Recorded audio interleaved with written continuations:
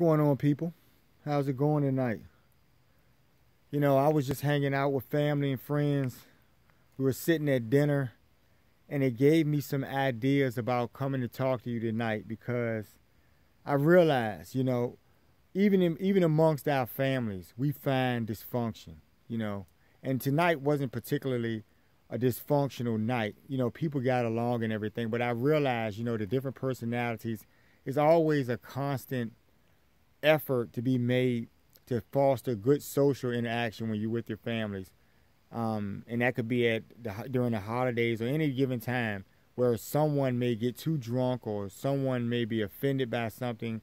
And so it made me think, a lot of us don't like our families, right? Sometimes we're married into these families, sometimes we're adopted into these families. Whatever the case may be, I sat at the table in a moment of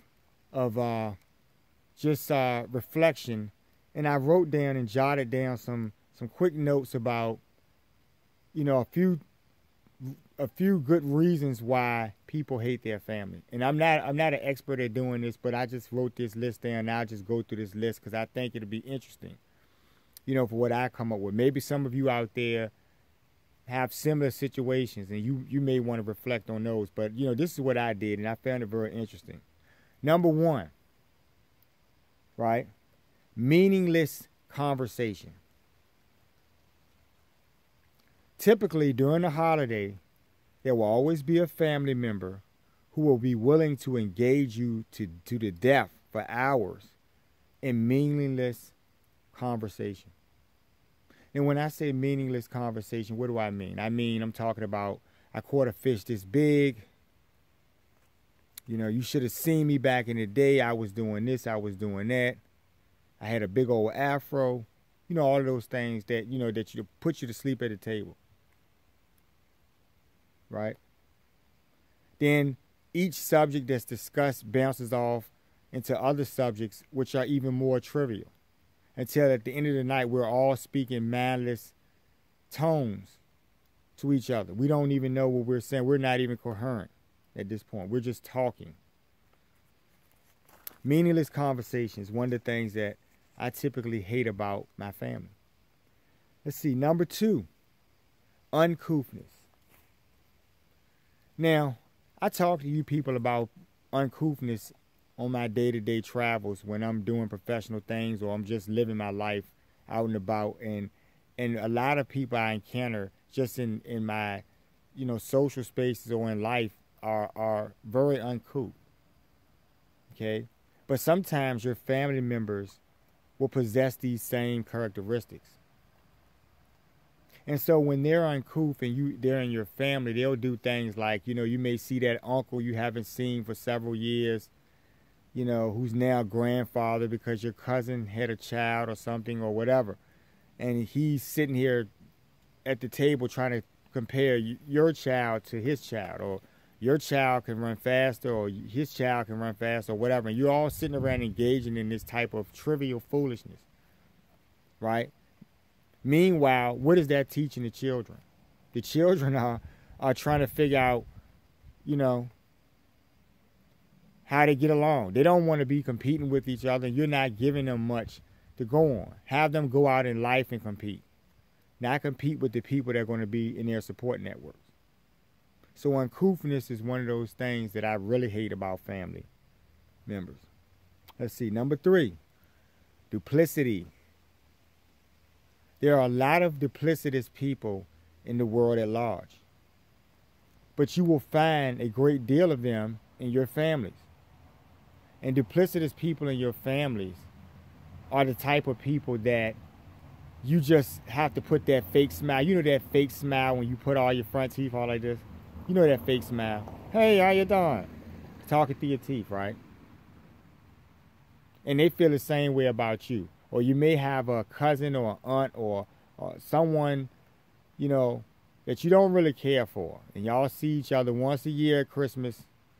You don't want to get too lit up with the alcohol because you don't want to say some things. You're trying to keep restraint.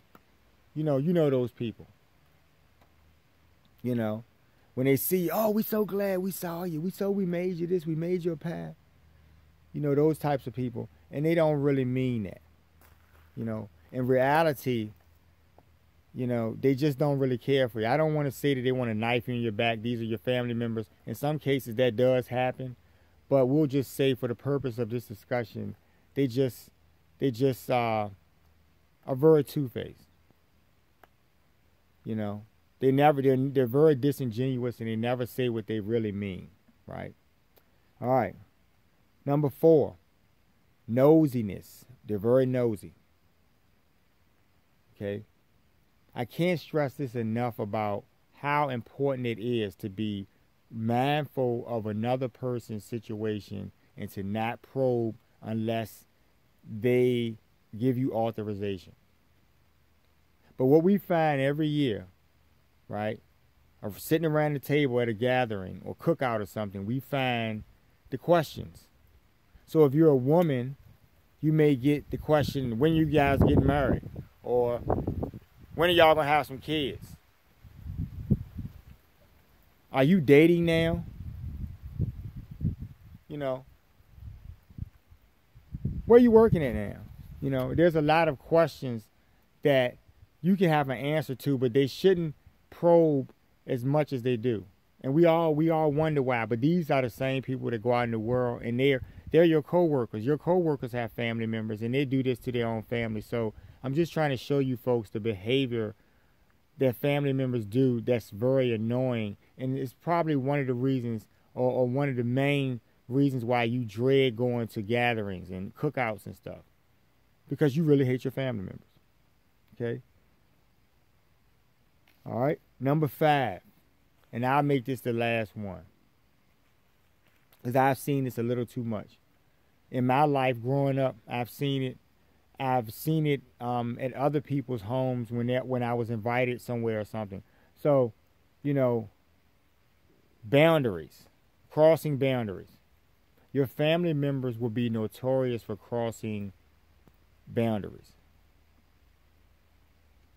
And when I say this, this can break out into many, many, many forms. It can come out in, you know, different ways when you look at how your boundaries can be crossed. Now, each particular person in the world has their own set of boundaries, you know, that they set up, their own parameters of how, you know, they want to keep people out or keep information from leaving them, because they're dealing with something and they may not want to discuss it right now. It could be an ailment, and you'll have people that will push into that, and they will say, you know, how you doing with your medical condition? You know you need to do this. You know you need to do that. If you're overweight, they may tell you that you need to, you know, exercise more, right? I think you know that, right? You know, they'll do a lot of different things, and that's when it's a problem. Sometimes it breaks down into your children. You know, you may have children, and you may have family members consistently telling you where, you know, they should go to school, or what private school to put them in, or whatever these things may be, right? What you should do, how you should, you know, dress them, or just anything, right? Because they may not recognize the fact that you're the parent. And that's where the boundary is crossed, because they're failing to realize that they themselves may be parents, and they're afforded the comforts of the respect of their children and making decisions in their children's lives. So yeah, because they're the parents. So that was my list, folks. You know, I'm out here, and as you can see, I can see their pump is going off. So, you know, I'm not sure if it's going to do anything to the audio and the footage. Who cares? We'll see. I hope you like this video, and it's important because, you know, maybe you'll think about your own family members and how they behave, and it may be amusing to you, because I'm certain that some of you have the same situations, right? So I'm gonna get back in here, you know, maybe get another glass of wine or something for the night, and I'll take it in. I love bad behavior, and I don't necessarily know what to say about family members, but, you know, it's interesting if you people look at your own families and see how much you're like other people. And you know, so if you feel like you want to die a slow death or something, or jump somewhere, then you can think about it, and you can realize that there are other people going through the same thing with you. So until then, you folks, like, share the videos. We'll be talking soon. Have a good night.